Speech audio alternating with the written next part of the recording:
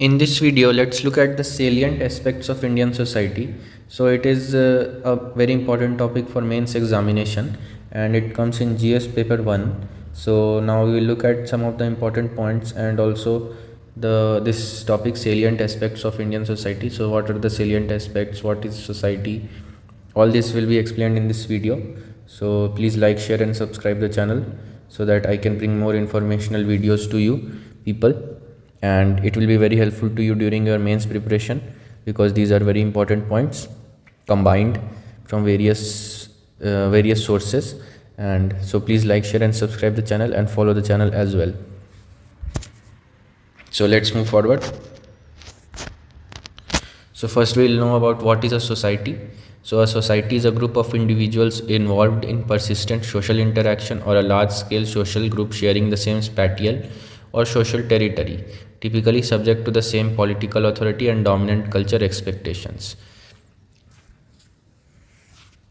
So as we know, society is a group of individuals. It is a very basic definition that is involved in social interaction. So it is obvious that if there is a society, there will be social interaction between people, and large social group sharing the same spatial or social territory.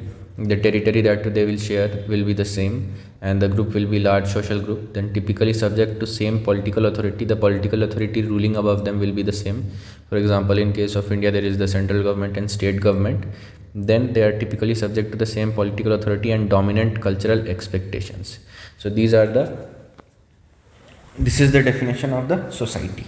So now after this, what we know is societies are characterized by patterns of relationship, social relations between individuals who share a distinctive culture and institutions. So in societies, there may be a group of individuals who share the same perception, and there may be some individuals or group of individuals who share different perceptions about something, or have different mindsets, different opinions, but they are still tolerant towards each other and live peacefully in the society. So societies are characterized by patterns of relationship between individuals who share a distinctive culture and institutions. So these are social relations, and given society may be described as the sum total of such relationships among its constituent of members. So the given society is the sum constituent of all these relationships. So this is what the given society is. So let's move forward. This is the basic definition of society. You can make it short, like you can define it as a society is a group of individuals involved in persistent social interactions and large social group sharing the same spatial or social territory, typically subject to the same political authority, and also they have distinctive culture and institutions, but they are the society is the sum total of such relationships among its constituent of members. So let's move forward. So first we'll look the society from the pre-modern times. So first it is the pre-industrial society. So society is also of many types. So the first one we will look here is pre-industrial society. So pre-industrial society is the society which is mainly based on food production, which is carried out through the use of human and animal labor. It is the main economic activity. The food production was the main economic activity in pre-industrial society, as food is the first thing that the human being needs for its existence. So in pre-industrial society, food production, which is carried out through the use of human and animal labor, was the first characteristic and was the main economic activity. These societies can be subdivided according to their level of technology and their method of producing food. These subdivisions are hunting, that is in pre-industrial society only. The subdivisions are hunting, gathering, pastoral, horticultural and agricultural. So these are the subdivisions in the pre-industrial society. That is, they may be hunter-gatherers, then they may be pastorals, horticultural people who produce vegetables and fruits, pastoral nomads, and who roam from one part of the territory to other in search of food, then hunters and gatherers, and the last ones are agricultural or agrarian society who settle in a particular part of land and cultivate the land. and then move to a different part of land. They can practice different types of agrarian techniques, whatever suits them. So this is all about pre-industrial society.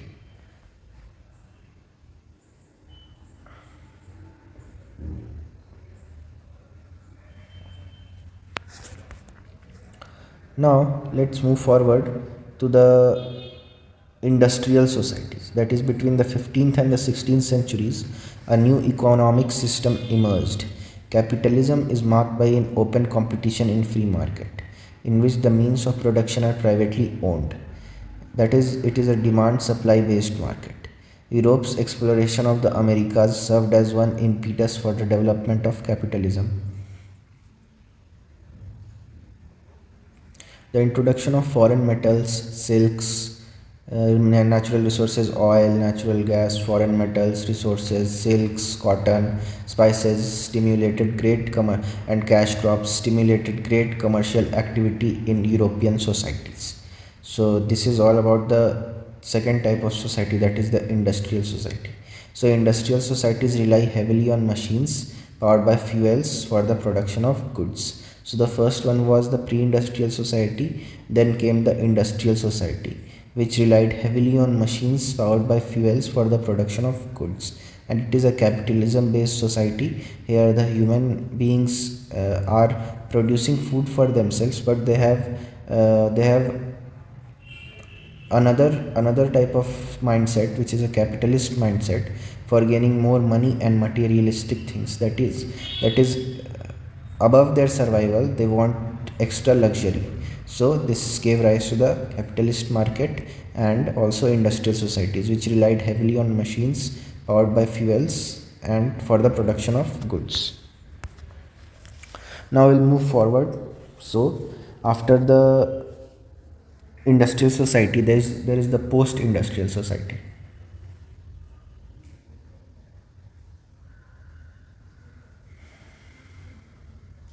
So in case of post-industrial societies, these are the societies dominated by information services, then high technology more than the production of goods.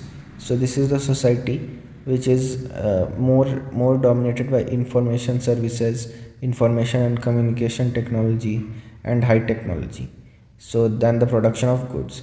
So advanced industrial societies are now seeing a shift towards an increase in service sectors or manufacturing and production.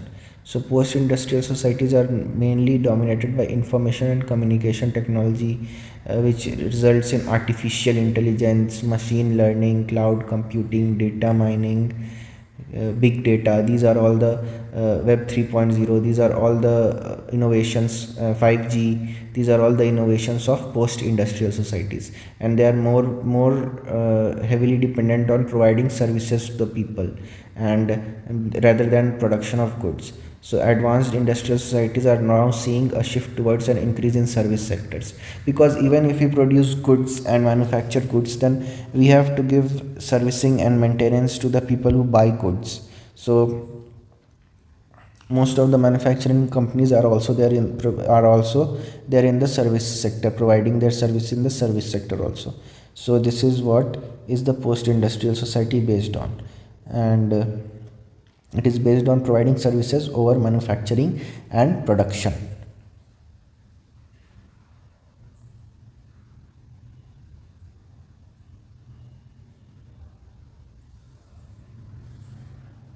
And these service sectors also play a major role in educational services, health services, online educational services, online health services, online consultation services, business processing outsourcing.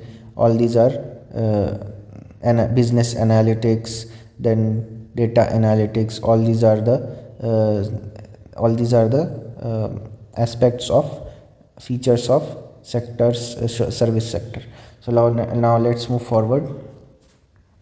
So this is the main slide that you have to remember for mains preparation, because most of the questions will be asked from this slide only. So these are the salient features which are applicable to the Indian society. So I will explain all these salient features applicable to Indian society one by one. So you have to be concentrated and focused and hear it very hear it very be focused and hear it very um, carefully, so that you remember these points, and you can note down these points, or also and can also take a screenshot, so that you can remember this is a very important slide. From this slide many important questions have been asked. Previous year's questions have been asked in UPSC mains, as well as uh, it is maybe in future also it may be asked. So these are the main salient features applicable to Indian society. So first one is multiracial society. The Indian society is a multiracial society, that is many races. From the time immemorial there have been many invasions in India. The local inhabitants were there. First there was the Indus Valley civilization, then there was the Indus Valley civilization, which traded with many other civilizations like Persian civilization, Egyptian civilization, Chinese civilization, Mesopotamian civilization, Greek civilization.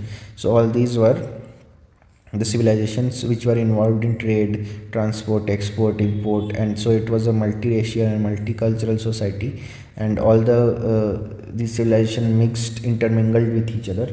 So but Indian, and there have been many invasions in India as well. That is, after 1000 AD there was the Muslim invasion, which mixed with the Indian art and culture, and literature, as well as architecture, and also cuisines, also clothing also. So all these are the effects of multiracial society. So the main races which are present in the Indian society are: first one is Aryan race, Indo-Aryan. Then is the Nordic race, then the Danaric race. After that there is the Mongolian race. After that it is Dravidian race. So all there is an intermingling of these races also, like Indo-Aryan, Indo-Dravidian. Then these are the these are the features of multiracial society of India. Then after that comes the multilingual society, that is multiple languages are present in Indian society. More than 100 languages are present in the country, but officially 22 languages have been recognized by the government as official languages, and are defined in the 8th schedule of the Constitution of India. So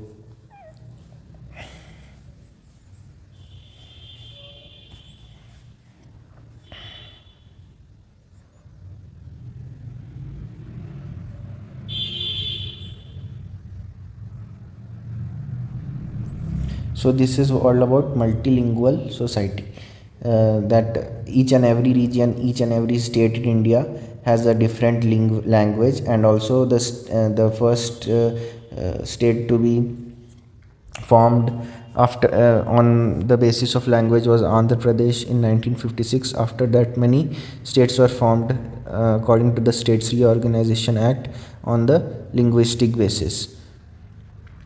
But the formation of these states is based on that the unity and diversity, as well as the integrity of India and security of the country, should be the major concern. But still many states like Jharkhand, Uttarakhand, then many other states also have been formed after Andhra Pradesh. So this is all about multilingual society. 22 languages have been recognized in the Constitution of India, and maybe in the future more languages are given the status of constitutional languages, so in the schedule of the Constitution. So, and there is also a doubt if Hindi is the official language or English is the official language. So the government gave a decision that Hindi will be the official language, but English will also be there also be carried on in the government offices. So this is all about the multilingual society. Like in different states and different regions, people speak different languages. Like in Gujarat they will speak Gujarati, in Maharashtra they will speak Marathi, in Punjab they will speak Punjabi, in Odisha they will speak Odia, in Tamil Nadu they will speak Tamil, in Kerala they will speak Malayalam, in Karnataka people will speak Kannada, in Telangana the people will speak Telugu, and in Haryana the people will speak Haryanvi, and in Jammu and Kashmir most of the Muslim population will speak a tone which is mixed mixed with Hindi and Urdu. Then in UP the languages are many, like Awadhi, then many other languages are also there in Bihar. It is a different type. They will speak Bihari. In West Bengal they will speak Bengali, and the northeastern states, there are many different languages like Manipuri, and in Assam also there are many languages. So, and different tribes also speak many different types of languages. So this is all about multilingual society. Then multi-religious society. As we know, our state is a secular state, and it gives us the fundamental right to profess, practice, and propagate any religion as we want, and till it does not defy any laws, or till it does not become a till it does not cause difficulty to the public. So it is a multi-religious society, as our country is a secular state, and India is also the birthplace of many religions, like first one is Hinduism, then Jainism, Buddhism, Sikhism. All these religions have started their journeys, that is, have originated in India. So, and also there was rule of many dynasties, like slave dynasty, then Khilji dynasty, Tughlaq dynasty, Sayyid dynasty, Lodi dynasty. Then there was the Mughal invasion, so, and different kings. And then after that there were the British, the Portuguese, the British, the Dutch, the French, and the Danish. So all these led to the mixing and intermingling of different religions together, and different religions adopted each other's traditions, customs, culture, as well as intermingled languages, as well as intermingled with each other. And still India has very much unity. India is the most diverse country in the world, and the motto of our country is unity in diversity. So this is all about multi-religious society. Then multi-caste. As we know, the Hinduism from the later Vedic period was divided into castes, where the Brahmins are the higher caste, the Kshatriyas are below them. After that there are the Vaishyas, and the last one are the Shudras, who are the untouchables, or who belong to the Dalit class. So the caste system still exists in India, and it is based on purity of blood. The people from the higher caste always marry people from their caste, so that the purity of blood is maintained. Untouchability has been abolished, but still it is practiced in many rural areas and many other parts of India. The reservation has been given to the SC, STs and OBCs. Still they are considered inferior in many parts of India, to the compared to the people belonging to the higher castes. And also they are much more economically, as well as economically weaker than other castes. So, but if we look politically, there have been castes who have risen from their ashes, and have played a major role in the polity of India, such as there have been many Dalit leaders in major states and many parties who have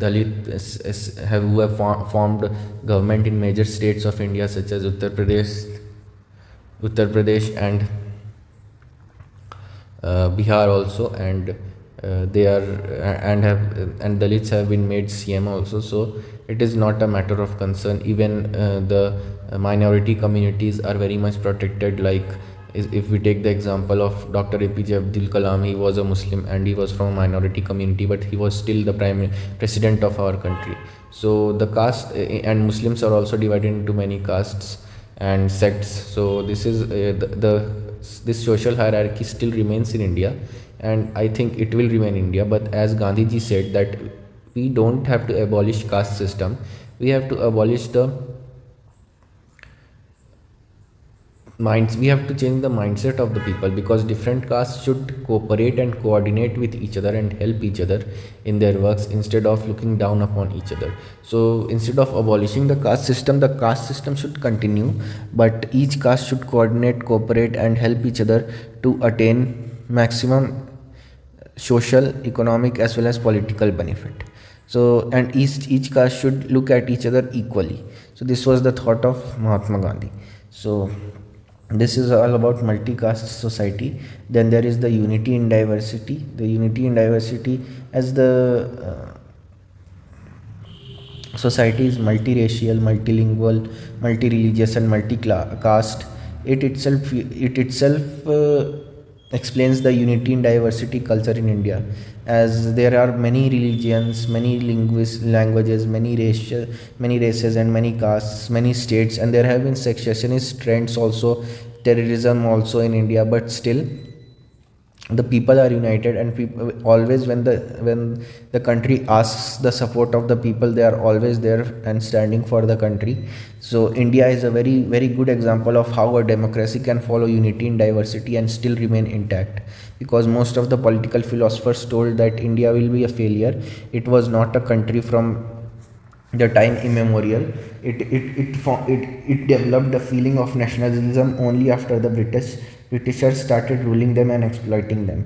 But in reality, the culture of India, the religion of India, has a very very very important place in the history, and it is one of the oldest religions and cultures in the world, especially Hinduism, Jainism, and Buddhism. Hinduism is known as Sanatan Dharma, and it is the oldest religion in the world. So this is how unity in diversity is followed in India. It is a liberal, democratic society, and people are tolerant towards each other. There is social. The constitution establishes social, economic, and political equality, as well as the people have to follow the fundamental duties. There are 11 fundamental duties which the people are expected to follow, so that they become good citizens of the country. And the constitution is based on the principles of equality, fraternity, and liberty. So they came from the French constitution. So India is a very much cosmopolitan society, and people love to interact with each other, as well as learn different cultures, traditions, and customs. And there are very few examples in which some religion or caste or language is discriminated, and it is getting very less day by day, as people are getting much more educated, and the capital and the economic income is rising. So this is all about unity in diversity. Then India has a patriarchal society, that men are given more status in the society than women, and men are given more status in the society than women, and men are always thought as the bread earner of the family, and women are given the second position in the family. They are only thought of as a child bearer, and they have to take care of the family and their husband and follow the path of their husband. They are not very much educated. They are not educated, and they don't know about their rights and the rights that the government of India gives them, so that they are not socially discriminated. Or there are still many crimes in case of women in India, like there are sexual harassment, rape cases, then domestic violence, then harassment at workplaces, and also eve teasing. These are the things that women in India face, and they are also thought to be physically and mentally weaker than men. So they are given less wages than men, even if they are doing equal work. So government has introduced many schemes to make women equal to men, so so that they gain social equality, and they are not discriminated in the society.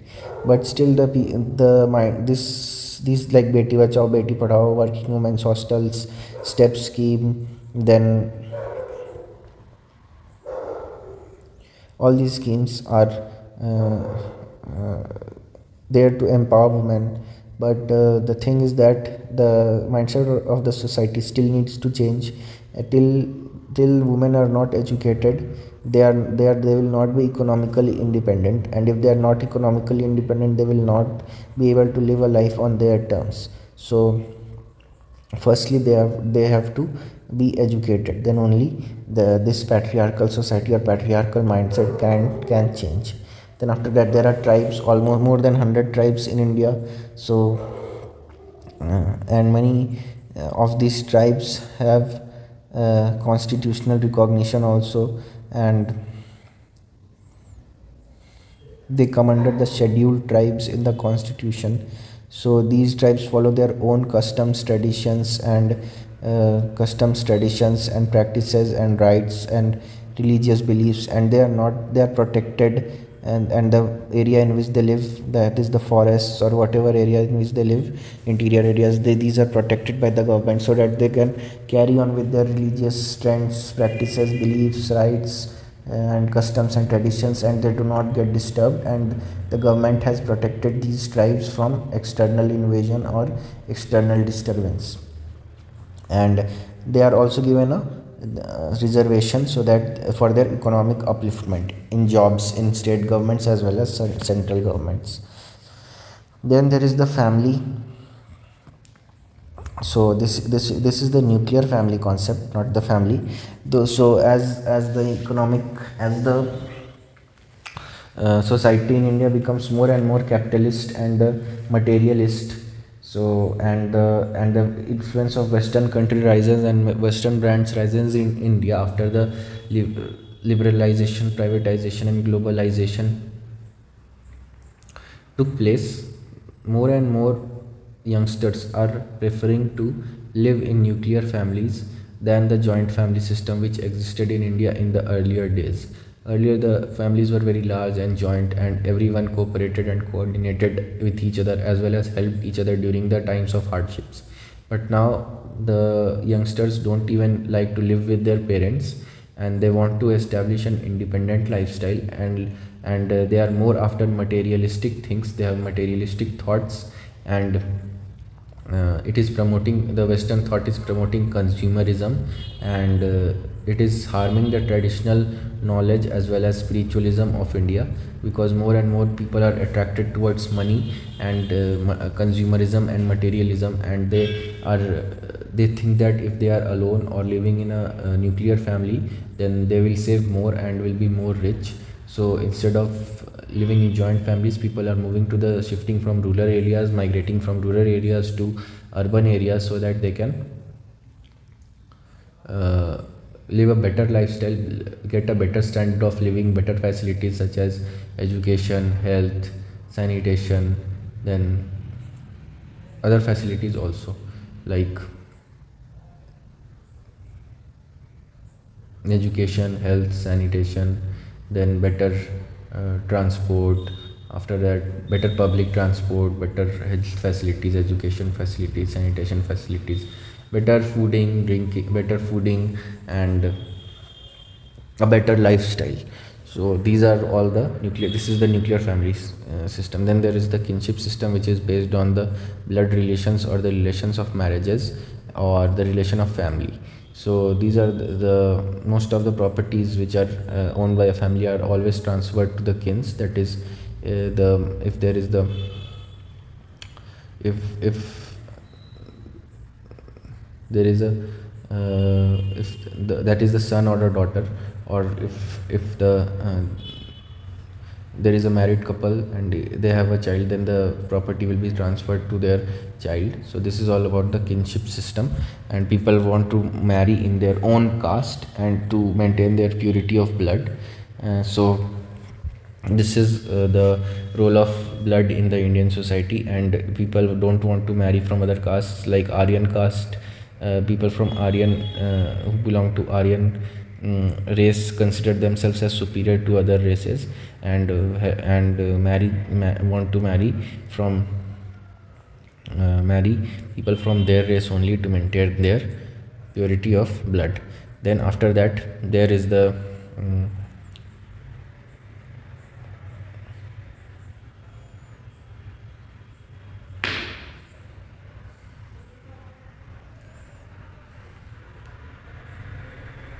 there are the other races also present in the society, and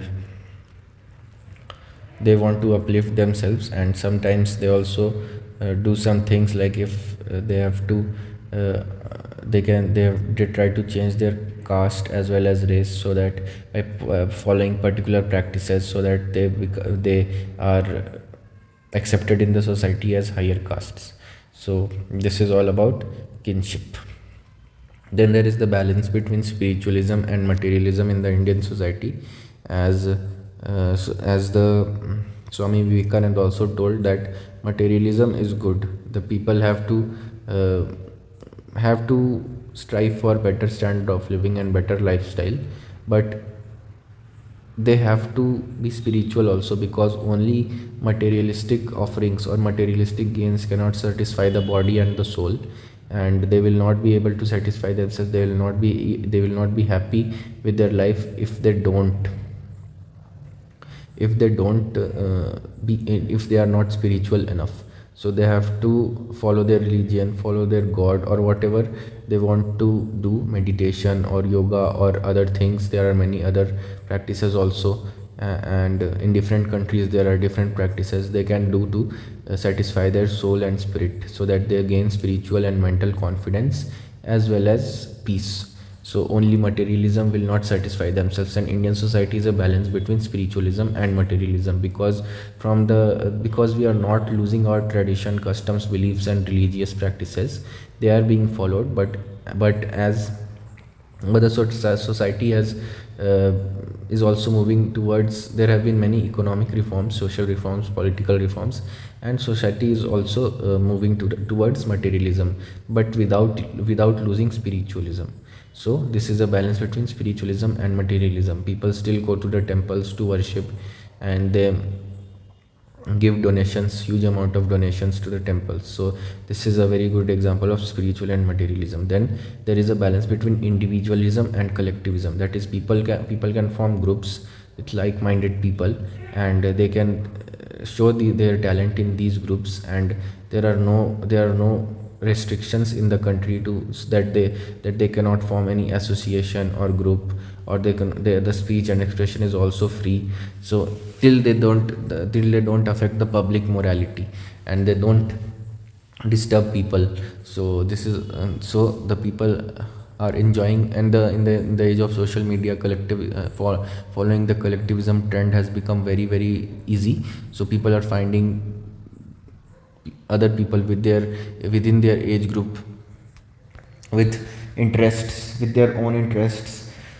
So they are able to have a balance between collectivism and individualism. They can, and they are a single individual, a particular individual, and an independent individual. So they are able to do their own work. That is, if they are doing something, like they are doing a job in a job, they are doing it very perfectly. But in case of, if they want to form a collective group, they can enjoy after the job, they can go to this group and enjoy their lifestyle in this group, or they can interact with these groups and associations and be a part of these groups and association and form a particular activity or follow their passion. So an independent individual has the freedom to take individual actions and individual decisions on their own, but they can also they can also be a part of collectivism. So this is the freedom that we get in our country, and it is a balance between individualism and collectivism. Then there is the coexistence of traditionalism and modernity. So our traditions are still the same, they have not been changed. They Some of the evils in the society, that is the child marriage or sati system or dowry, then female infanticide, feticide, child labor, equal remuneration act, factory workers act. These have been introduced so that the social evils from the society can be eradicated. But we are still following our traditions, customs, beliefs. All the festivals and our religious beliefs and festivals are followed in very in by in with very much enthusiasm by the people, and it is a very much charming sight to see that people are celebrating these festivals with so much enthusiasm and excitement, as well as they are encouraging others to celebrate these festivals. So, and many new, our religion is also expanding, so many new temples as well as tourist places of other religions and have also been established in India. And so we are coexisting coexistence of traditionalism and modernity is always there in India, because you can find one of the best example is you can find the biggest malls in the country with the smallest temples. You can find the biggest malls in the country with the smallest of the temples. So this is all about traditionalism and modernity. Then we'll move on to the next slide. I have explained all the salient features applicable to the Indian society in this video. Then Indian society is known, so these are some of the important points about Indian society. You can write these in conclusion. Indian society is known for its ability of tolerance and acceptance and social cohesion, making it unique in sustaining its culture. So Indian society is known for its ability of tolerance and acceptance and social cohesion, making it unique in sustaining its culture. The importance of fraternity enshrined in the preamble of the Constitution makes it a duty of every citizen, that every citizen has to consider every other citizen as brother and has to promote brotherhood. Indian society is extensively diverse in cultural and regional aspects as well as religion, and it is pertinent that it is posited in each individual the realization of ideas and objectives in the preamble concerning every other individual. Then after that, there is a famous quote from Jawaharlal Nehru that he wrote in the Discovery of India, his book. Indian society and culture are like some ancient palimpsest on which layer upon layer of thought and reverie had been inscribed. So he tells that Indian society and culture are like some ancient palimpsest on which layer upon layer of thought and reverie has been inscribed, and yet no succeeding layer had completely hidden or erased what had been written previously. So he tells that the Indian society has many layers, and the new layers have been inscribed on the Indian society, but still the older layers still remain preserved, and they have not been erased, and they will always be there and imbibed and inculcated in our society. So this is all about salient features of the Indian society. Hope you like this video. Please like, share and subscribe the channel, and also take the screenshots if you like the video, and take the screenshots of the important points so that you can remember these in the times of mains preparations. In the next video, we'll talk about further mains topics.